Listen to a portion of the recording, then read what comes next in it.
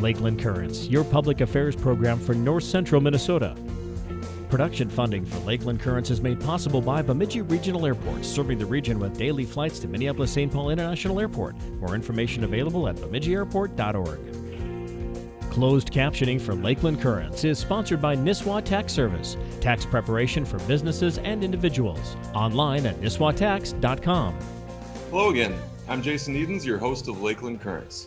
Thanks for joining the conversation and thanks for your ongoing support of Lakeland Public TV. Friends, as we all know, Election Day is just around the corner and mail-in voting has already begun. Not only a presidential election, but it's also happening in the midst of a global pandemic. Today, we're going to have a very practical and important conversation about the voting process and polling preparedness with Beltrami County Auditor and Chief Election Official, Jodee Treat. Jodee, welcome to the program and thank you so much for your time. Thank you for inviting me. I appreciate the opportunity to get the information out to voters. Well, first and foremost, I just want to acknowledge the work that you do behind the scenes to ensure a safe and accurate and effective election. So thank you very much. You're welcome. Thank you.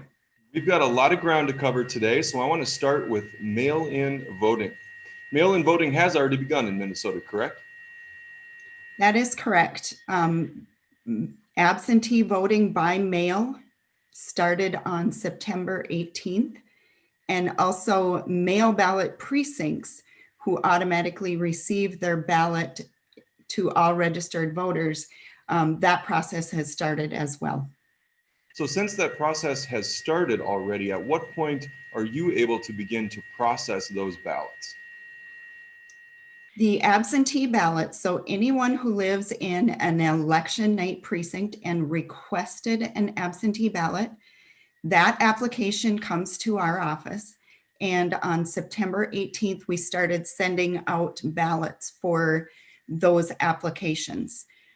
So many of the voters that requested those, I believe we had around 6,500 requests come in. Most of those voters have already received their ballots, and they will be voting them and then mailing them back to our office or dropping them off at our office. But you can't begin to tally those votes until what day? That's correct. 2 weeks prior to the election date. So on, I believe it is October 21st, we're allowed to open the envelopes, take out the ballot, and start tallying those votes. We will do that ongoing for 3 weeks up through Election Day, and then we're allowed to the 1 week, 7 days past the Election Day to capture any ballots that come in postmarked by Election Day. So it will be about a 3-week process for our office to tally all of those votes. And it's my understanding that Minnesota is somewhat unique in that regard. There are states where you cannot begin to tally or process absentee ballots until Election Day. Is that correct? I believe that is correct. I'm not real familiar with other states' processes. I know that the 2 weeks prior is a new process for Minnesota this year. In prior years, we were allowed to start 7 days before the election, but because of their concern of the amount of increase in absentee ballots coming in, they moved that to 14 days prior to the election. What are some common mistakes that should be avoided this year in order to ensure that a mail-in ballot is in fact counted? Are there mistakes that people make on a mail-in ballot that would invalidate a ballot?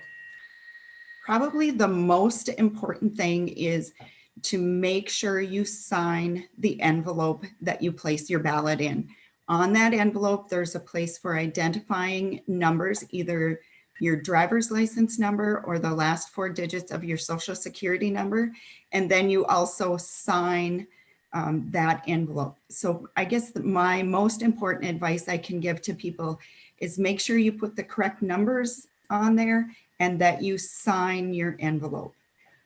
Again, this year, because of the coronavirus pandemic, they are not requiring a witness signature, so it just needs the voter's signature. Whereas in 2016, of course, you had to have a witness if you were submitting a ballot via the mail. Is that correct? That is correct, yes. So this is an exception specifically for COVID. That's correct, yes. Now, of the approximately 3 million votes that will be cast in Minnesota, it's my understanding that greater than 1 million of those votes will be cast via the mail. Is your office prepared for a significant increase in mail-in ballots? Are you able to process that? We are prepared. We have our staff that's they're trained election judges, plus they are also deputy auditors. So they are trained in processing those ballots. We also bring in temporary help to help speed along the process, especially with the volume that we will be having this year. And then we will be bringing in election judges to help with the counting on election night, election day, and again, those 14 days before the election, and then the 7 days after the election. If I receive a mail-in ballot in Beltrami County, do I have to return it via the mail? You do not. That is an option you can do. It will come with a postage paid envelope to send that back, and that will get mailed directly to our office. We also have a ballot box available in our office. If a person would prefer to drop that off directly at our office, they can do that as well. We are located in the County Administration Building, which is at 701 Minnesota Avenue Northwest. We're on the second floor, and you can just come on in with your ballot and place it in the ballot box, and you'll be assured to know that it has reached its destination. Now, can I do that at any point prior to Election Day and on Election Day, correct? You can, yes. Okay. Now, I noticed on your website several eligibility requirements, one of which was that you had to be a Minnesota resident for 20 days, or you had to live in Minnesota for 20 days. How do you verify that? When a person registers to vote, the two main criteria are we need to have some identification that proves who you are. So a photo identification that shows us who you are. The second would be identification that proves where you live, that you, yes, in fact, are a resident of Minnesota and Beltrami County. So when a person renews their driver's license at their new address, that would take care of both of those requirements. It takes care of proving who you are, and it also takes care of proving where you live. If a person has not renewed their driver's license at that point, they can still use the driver's licenses as ID as to who they are. For where they live, that's when we turn to any utility bills, any of that type of identification that comes directly to their new home. If they have neither of those, they can always have a registered voter in that precinct vouch for them that, yes, in fact, they do live at this new address. If I were to vote today and submit my mail-in ballot in person, is there a process where I can claw back my ballot? Can I change my mind at any point between now and Election Day? You can change your mind, and it is called clawing back a ballot.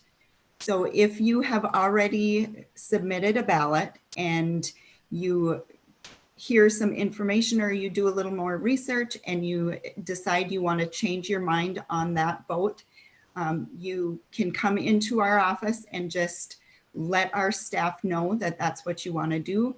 And what we do is we then go actually physically get that ballot, spoil that ballot, and give the voter a new ballot to vote at that point. Okay, so it is possible to do that. Is it possible to do that any time up until Election Day, or is there a window during which I can claw back my vote? There is a window that you can claw it back. When we start counting on the October 21st, that 14 days prior to the election, any ballots that are voted after that point, we wouldn't be able to claw those back because the votes have already been counted. Okay. How do I track my ballot? If I'm concerned about whether or not my ballot is going to be counted, is there some way that I can track it through the process and ensure that it has in fact been counted? Sure. The Secretary of State's office has a website that's really, really informative for, am I registered to vote? Where do I vote? What's on my ballot? Tracking my absentee ballot, requesting an absentee ballot. There's just a wealth of information on that website, and that's mnvotes.org. And we're advising voters, if they have questions, that's the best place to get the information to help them out with whatever question it is that they have. Okay, fantastic. So there is a way, there is a mechanism to track your vote, and you can see it at the website below, mnvotes.org. Correct. All right.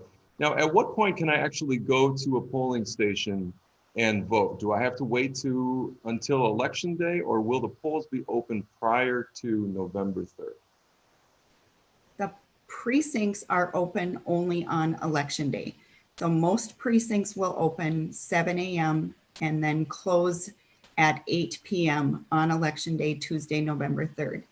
If a person is interested in early voting, the auditor's office in Beltrami County is open for early voting.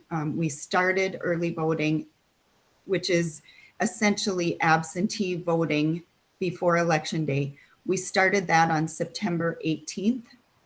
And we will be holding absentee voting up until the Monday before the election, so Monday the 2nd. Our office hours are Monday through Friday, 8 a.m. to 4:30 p.m. And then the Saturday before the election, so Saturday, October 31st, we will be open from 10 to 3 p.m. For anyone that wants to come in and vote absentee at that point, they can stop by the office then too. So early voting has begun, and it can take place in your office, and there are even Saturday hours on October 31st. That's correct. At the yes. same location. Yes. Okay. Now, if I were to submit a mail-in ballot today, but unfortunately I were to pass away between now and Election Day, will my ballot be counted?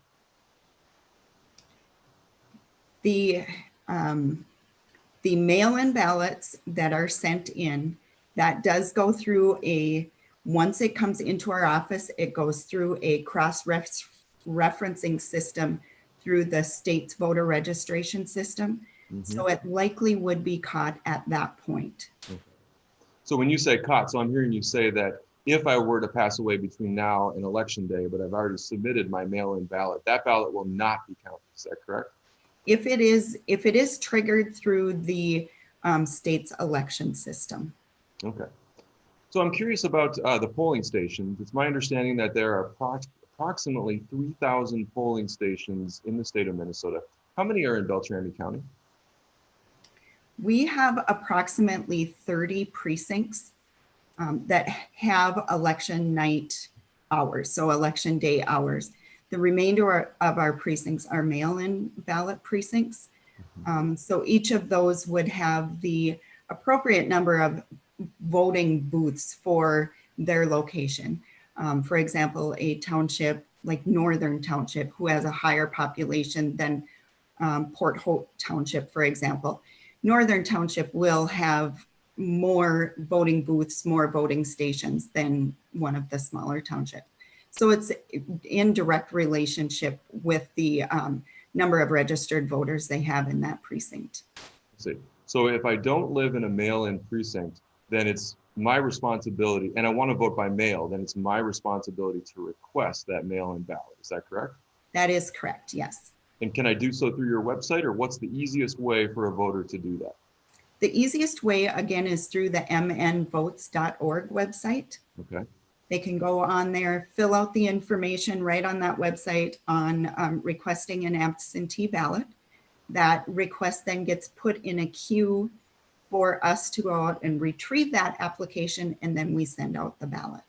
So there's no need for a resident of Beltrami County to contact you directly in order to make that request. That's something that's done through the state system. It can be done through the state system. It can also be done through our office.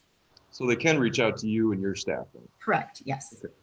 Well, I'd like to talk a little bit more about what voting will look like on Election Day at the polls.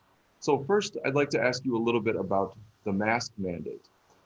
Is it necessary for someone to wear a mask at the polling stations? It is required, yes, by the governor's order to wear a mask at any enclosed location in the state, which does include polling places. Now, there are medical reasons and other reasons why a person may not be required to wear a mask, but it is a requirement for voters as they come in to wear their mask when they go vote. If they do have a reason to not wear a mask, or they just prefer not to wear a mask, we are offering what is called curbside voting. So they can stay in their car. Two election judges of different party affiliation would bring an application out to them. They would sign the application. The judges would go back and get their ballot, take it out to the voter. The voter can vote staying in their car or outside somewhere. And then that ballot gets taken back in for processing. So there are options for voters to use if they prefer not to wear a mask, or if they have a medical reason why they are not wanting to wear a mask. So of course, the polling stations will be observing the governor's mandate. However, if people, for whatever reason, are not wearing masks, you offer curbside voting. That's correct, yes. Now, you just mentioned judges and party affiliation. Can you tell us a little bit more about the role of an election judge? Sure. As a voter comes into each precinct, each polling place, we have several different judges that they would come across as they get into the polling place. The first one would be what we call a greeter judge. So as they come in, that judge will, very important for this year especially, talk about the different safety measures that are in place for the poll site, and keep the flow moving for those voters as they come in. As they move from the greeter judge, they would go to, a lot of our precincts now have an e-poll book, so an electronic iPad that is our roster. So at that point, they would give their name, they would sign the roster, and that judge will help them there, make sure they are registered. If they are not registered, at that point, they can go to the registration judge for registering. Once they've signed the e-poll book or the paper roster, whichever it may be, they would then take their receipt to the ballot judge. The ballot judge will hand them their ballot, give them a little instructions on vote both sides of your ballot, flip it over and make sure that you do notice that we do have some races, including the judicial judges on the back. Then they will be guided to a voting booth where they would vote their ballot. When they're done voting their ballot, they can go put it in the ballot box and get their I voted sticker and be on their way. And so what we depend on those election judges is just to keep that process running smoothly, to make sure everyone is safe and everyone is getting the chance to vote their ballot and then be on their way. So you mentioned safety measures, and I'm curious how you're going to keep both the public safe as well as the folks that are working at the polls. What safety measures are in place, and how can we ensure the safety of the public? I think the first and foremost thing is we're really encouraging social distancing. I can give an example of what we're doing in our office right now for absentee voting, and that example we're giving to all of the precincts as well. So as someone comes in to vote, we have pens there that have been sanitized. They can take a pen, they can fill out their application. As they come to us to get our ballot or get their ballot, they then keep that pen with them for voting the ballot. When they go into the voting booth, we have a placard that on one side is all green and it says, you can use this voting booth. It has been sanitized for your safety.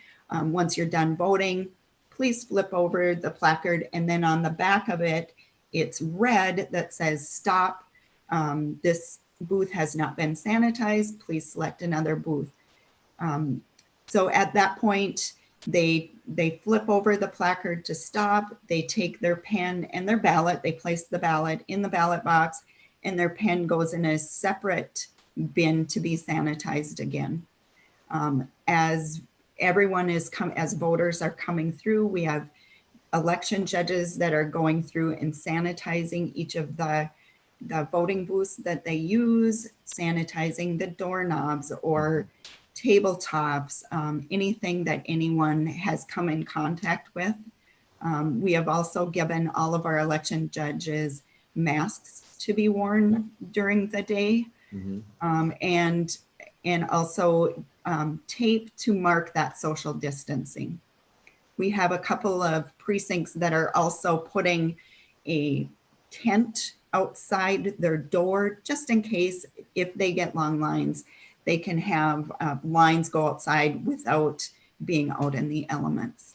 So I want to ask you about the lines in just a moment, but one follow-up question there. I'm curious, with these extra measures, are you requiring extra staff? Have you been able to staff up for this year's election day? Do you have enough people? I believe we do at this point. The head judges and township clerks, city clerks, were well aware of what the safety precautions were going to be and the concerns that voters and election judges were having about coming into the precincts. So they started judge recruitment back in April and May. And I have not heard from any head judges or city clerks at this point that feel they're going to be short of judges, short of help. If they are, I do have, I'm getting daily requests or interest from concerned citizens saying, if you are in need of judges, please put my name down. So I have a really good list of volunteers who have offered to be judges. Before the election, we'll get them trained as election judges. So if someone comes up short on election day, we're able to quickly get someone to fill their spot. So you can deploy judges that quickly. I think you might have just answered my next question, but are judges volunteers? What percentage of a polling station's staff are volunteer as opposed to county staff? As opposed to county staff? Right. Are all poll workers essentially volunteers? When you say an election judge, that's a volunteer position, correct? It's a volunteer position that is paid. So if we have an election judge in, for example, Northern Township, that election judge is paid by Northern Township. Okay. Well, one of the things I wanted to ask you about was voter registration. Now, you've already pointed out that you can register on site. What documentation does someone need to bring in order to register at the polls? And here you would need the same documentation that we had talked about before. The two main criteria, something that proves your identity, who you are, so a driver's license or a photo ID, and then again, the documentation that would prove where you live. Okay. So it would be the same documentation on election day at the poll site as it would be if they were to stop up at our office now and register. Now, can people contest a registration that takes place on site? There is the ability to have a challenger on site. Those are requested by the different political parties. So one of the political parties could request to have a challenger on site at a precinct.